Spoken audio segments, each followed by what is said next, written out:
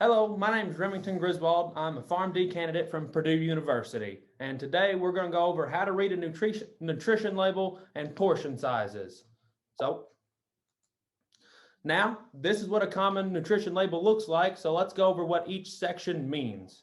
At the very top in blue is the serving information section, and this shows how many servings are in the container, and it also shows you how much food is in each serving size. Then right below this in red is the calorie section. And this obviously contains how many calories are in each serving of your food. Right below this in the yellowish brown section are all the nutrients in each serving. This is the fats, the cholesterol, sodium, carbohydrates, proteins, vitamins, and a whole lot more are all located in this section. Then to the right of that in the purple is the quick guide to percent of daily value. And you can consider this, if the number is 5% or less, it can be low in this item. So this food is low in vitamin D and low in added sugars. But if the item is 20% or more, you can consider it high. So this food is high in calcium and high in sodium. So now that we know what each section of the nutrition label is and what it means, just think to yourself for a second. Which of these sections is the most important to make sure that you understand? Well, I think the most important section of them all is the serving size section. And you might be thinking, that's weird, because the other ones have how many calories, how many nutrients, and like a quick guide to daily value. But without the serving size section, the rest of the label doesn't mean anything. And now let me prove it to you. So let's take a look here at this 32-ounce red Gatorade. And also this can of Campbell's Chunky sirloin burger with country vegetable soup. So here is the nutrition label for the 32-ounce red Gatorade. And if you look at it, you can see that it has 80 calories per serving, and it also has 160 milligrams of sodium and 21 grams of carbs per serving. But what if I asked you how many calories were in the whole bottle? You don't really know. You can take a guess and think, well, if I'm going to drink this, I'll probably drink the whole bottle. So maybe one serving is the bottle equals one serving. Or you could think, well, a glass of water is 8 ounces. So maybe there's 4 servings in this bottle. Well, actually, if you thought either of those, you'd be incorrect, because the serving size is actually 12 fluid ounces and the servings in the container is about 2.5, which is pretty weird, and you probably would have guessed it, which is why that serving size section is so important. So now let's look at the soup. Once again, I removed the serving size section and also a little extra section on the right. And if you look at the soup, there's 120 calories per serving, and then all the nutrients listed below. And I don't know about you, but when I open a can of soup, I'm probably going to eat the whole thing. So you might think, oh, well, there's only one serving per can, but why would they have a whole extra section if that's the case? So let's take a look and see. There's actually about 2 servings per can of soup, and the serving size is 1 cup. And something that some companies do that make it a little easier on you and make it nice is they'll separate the nutrition facts into 2 sections, the one per serving and also per container. And then if you take a look at that, you might think, that's weird. It has 120 calories per serving and 250 calories per the whole can, but it says there's 2 servings in the can. And that doesn't quite add up. The thing is, they do some rounding and they just want to make it a little easier on you. So you just need to be careful and always check the numbers on the nutrition label.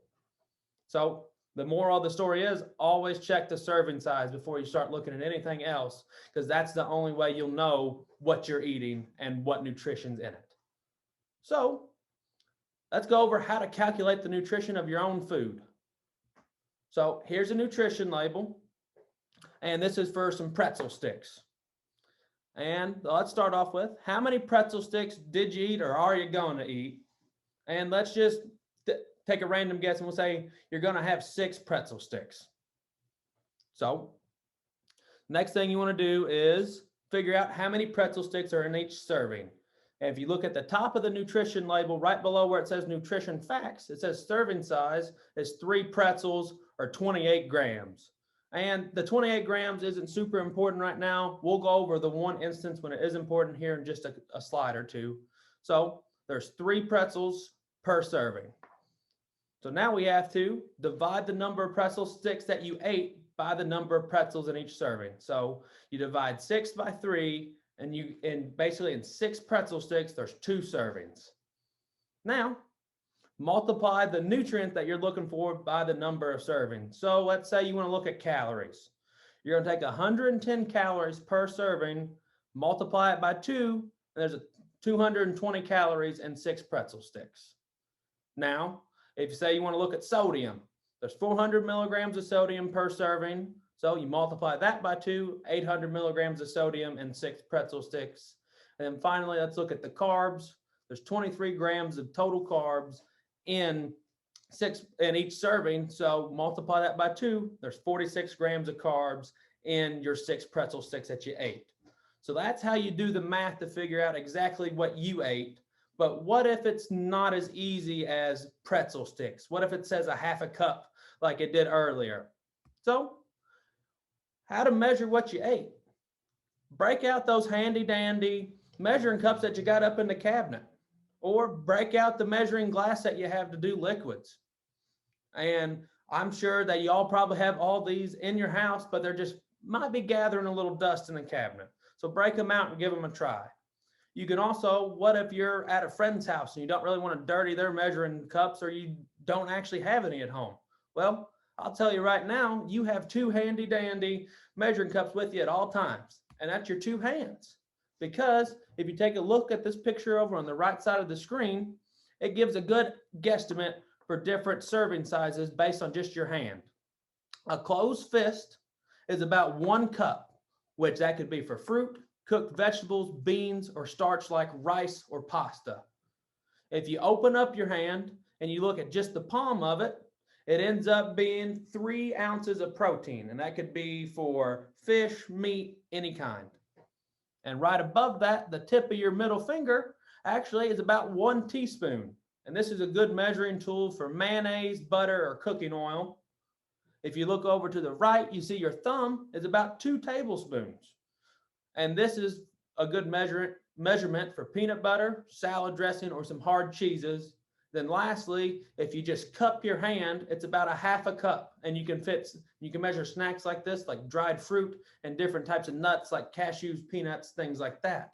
So there's some handy dandy ways to measure it. But if you want to get really specific, you can get a food scale. They sell these on Amazon. They sell them at Walmart, all the different places.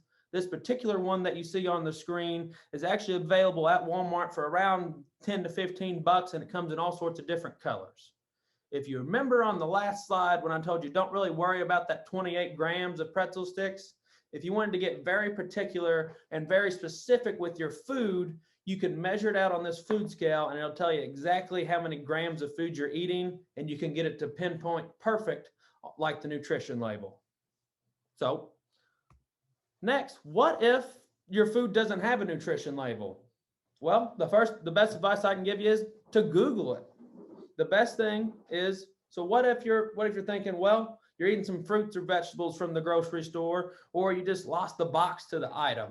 You can always Google it. And the way to do this would be if you go to Google and type in nutrition information for blank, it'll give you all the information on a normal nutrition label. And let me show you here. So let's say you want to find the nutrition label for an apple. You just go to Google, type it in, and then scroll down a little bit to the right, and you'll see nutrition facts for an apple. And if you look at it here, it says 1 medium-sized apple has 95 calories in it, 25 grams of carbs, and it gives you everything just like the normal nutrition label. So if you ever don't have one, you can always just Google it, and it'll give you any information that you need. But what if you're at a restaurant? So the best way to do this would be to actually ask your server to bring you a copy of the nutritional information for the menu. But say you don't want to bother your server, or they say they don't have one available, just like before, you can Google it, look at it online, and just say nutrition information for blank restaurant. And it should give you a menu with everything, including carbs, fats, sugars, calories, any meal that you're going to eat from that restaurant. So what about if you're cooking at home from a recipe and you don't really want to add up all those different ingredients it takes to make an apple pie or takes to make a lasagna? Well, verywellfit.com has a recipe nutrition calculator that's available at the URL shown down below in the bottom. And well, I'm gonna go over with you, show this to you right now. So this is what the website looks like. If you just Google Very Well Fit and nutrition calculator, it'll come, the top link will be this website. And if you look here under enter recipe name, which it says it's optional, I think it's important because if you put apple pie later on, you can print out this nutrition label and then just save it. And it'll tell you, oh, for my apple pie, this is the nutrition information. So after you give it a name, you enter the recipe ingredients. Use Pillsbury pie crust, 6 cups of sliced apples, and all those other ingredients. And you might think, well, this is a fancy apple pie recipe, but actually this is just the recipe on the back of a Pillsbury pie crust can. And then right below this, you'll see select number of servings. If you think of an average pie, there's probably 8 pieces of pie in there. So, and then right to the right of that, you see enter serving size. I went ahead and put 1 slice in that section because you're getting 8 pieces of pie and 1 slice of pie each will have the nutrition information that's about to pop up. So right below the number of servings, you click Analyze Recipe. And this will pull up all the information you need. You see for 1 slice of that apple pie, it has 179 calories, 45.2 carbs, and all the other nutrition information that you could need on this label. And the best part is, like I said before, you can print this out and save it so you never have to worry about figuring out the nutrition label for your favorite recipe again. You already have it at home. So now that we've talked about a nutrition label and how to read it, let's talk about how portion sizes have been changing over time. And this picture right here will show you that in Europe, as you can see, the plates are around 9 inches, quite a bit smaller than ours. In North America, our average dinner plate at home is around 11 inches. And when you go out to eat at restaurants, it's up to a big, gigantic 13 inches. So you might be thinking, oh, well, here in North America, I guess we just might eat more than the people in Europe. But the thing is, back in the 60s, our plates were actually the exact same size. And this picture here will show you, in the 60s, our average dinner plate at home was 8.5 to 9 inches. In the 80s, they bumped it up to around a 10-inch plate. And then the 2000s, they bumped it up to around an 11-inch plate. And in 2009, we got the big, nice 12-inch dinner plate that most of us have at home today. And as you can see, not only did the dinner plates increase, the size of most Americans increased with it. And that's one of the reasons why obesity has been increasing since then too, because our dinner plates have gotten bigger. And not only have our dinner plates gotten bigger, but the actual food items have too over the past 20 years. If you look at the right side of the screen here, a 3-inch bagel was the normal size 20 years ago. This graphic's a little outdated, and this was probably around 1995 where a 3-inch bagel was normal. Now today, a normal bagel is up to 6 inches. A Coke back then, 1995, was 6.5 ounces. If you go in a gas station today, you're lucky to see one under 20. The same thing with popcorn. If you went to the movies and got a bag of popcorn back then, 5 cups. Today it's over doubled, and now you're up to 11 cups of popcorn per bag. And everything's just gotten bigger over time because the food industry keeps telling you you need to eat more. Well, now that we've talked about the nutrition label and portion sizes changing, let's go over some just general tips for healthier eating. First advice I would give you is to keep a food log. And you might think, well, and then you might think this might be a little tough, but just try writing down 1 meal a day, a couple days a week, and just write it down on a piece of paper at home. Or there's a bunch of different apps on your smartphone that you can use to help keep track of your food for you. And this just helps you see what all you've been eating. This helps give you a good baseline. You can see where you're at, and it might just make you a little bit more aware of what you're eating every day. So the next step I recommend is to eat from a salad plate at home. An average salad plate nowadays is around 9 inches, just like our dinner plates used to be in the 1960s, and just like most dinner plates over in Europe are. So if you eat from that smaller plate, you can fit less food on the plate, you can eat less. So the next tip I would say is when you're going out to a restaurant, ask for a to-go box as soon as you order. Because as you saw in the previous slide, at most American restaurants, the dinner plate is 13 inches. And it's probably been ingrained in you since you were a little kid that you can't leave until you finish your dinner plate. You can't leave until the plate's empty. The thing is, they give you so much food, there's no way that you need to eat that at one time. So one thing to make sure is, as soon as you order, ask for that to-go box and just put the food that you don't need inside that box right as soon as you order. Next thing I'd recommend is to look at the menu online and pick your meal before even going to the restaurant.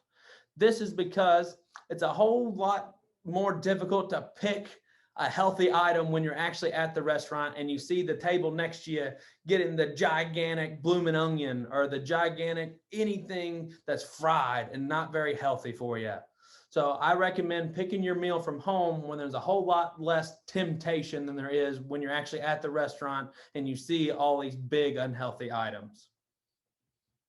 And I would also recommend never eating from the container or bag. This is good advice and big things for if you're eating chips at home.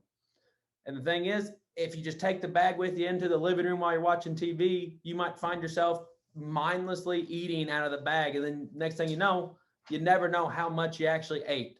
So I would recommend just taking out what you want to eat and putting it inside of a bowl or putting it on a plate, just so you know, like, hey, this is what I'm going to eat, nothing extra. And lastly, I would recommend always eating before you go shopping, because it's been shown if you're hungry and you go shopping, you're a whole lot more likely to buy things that you don't actually want. It just looks good at the time because you're hungry. So if you eat before you go shopping at the grocery store, it'll help prevent some impulsive buys that are due to hunger. So that's all the general tips I have for you about nutrition labels and portion sizes. So thank you for listening.